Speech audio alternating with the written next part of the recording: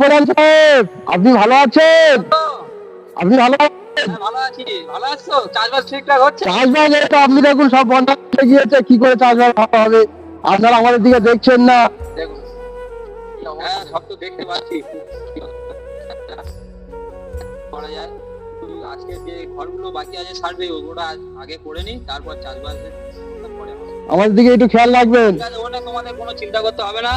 আপনাদের প্রধান সাহেব আছে, বিডিও সাহেব আমরা আছি, দেখছি কত কি করা যায়। ঠিক আছে, ধন্যবাদ। এসব হ্যাঁ, তোমাদের আগের প্রধান কি করেছে রাস্তাঘাট? হ্যাঁ করেছে সব, প্রধানটা খেয়েছে। পাড়ার গ্রামে কাজ কম আছে। হ্যাঁ, ভালো আছেন?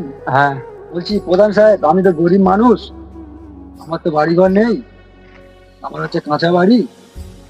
এতদিনে নেতারা তো আমাকে কিছু দেয়নি। চলো। আপনি দয়া করে আমার বাড়িটা একটু দেখুন। চলো। গরিব ভাইটা যদি কিছু একটা ঘর বাড়ি দেওয়া যায়। চলো চলো। দেখুন, এর আগে নেতা স্যার আমাকে কিছু দেয়নি। আপনাদের কাছে আমার বাড়িটা দেখুন একটু, কত কষ্টের মধ্যে আছি। কি অবস্থা? স্যার আসুন, ভেতরে এসে দেখুন স্যার একটু। ঠিক আছে সাকির, আমি যা দেখা দেখে নিয়েছি, তোমার ডকুমেন্টস গুলো রেডি করো। ও দাদা, আমাদের রাস্তাঘাটে এরকম হাল কেন? আগেকার যে প্রধান ছিল উনি তো কিছু করেনি।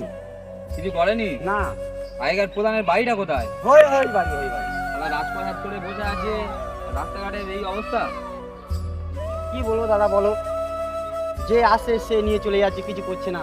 আপনাদের ভরসা করে বললাম, আপনারা যদি কিছু করতে পারেন তো হবে, না লাগ কিচ্ছু হবে না। ঠিক আছে, তোমরা একটা গ্রাম থেকে দরখাস্ত লিখে আমাদের ভিডিও থেকে ফেলো, তারপরে প্রধানের যা ব্যবস্থা করার আমরা করবো। ঠিক আছে দাদা, ঠিক আছে।